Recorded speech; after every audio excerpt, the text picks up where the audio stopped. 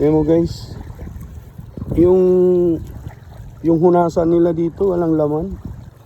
Wala kang makikitang isda, wala kang makitang tuyom, swaki, balat, donsol,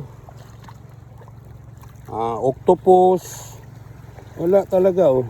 Ayan oh, lawak na ng pinuntahan ko. Kaya pag nanginahas ka dito, nanginahas ka dire sa Kuan, sa Kalatagan, Batangas, ayaw na lang magpaalig-alig manginahas dire. Kay magutom lang mo.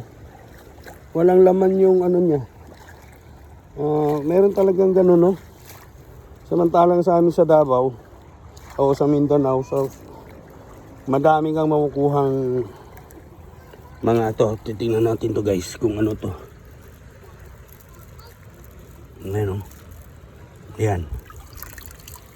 Kumang lang. Ayun, kumang lang to guys.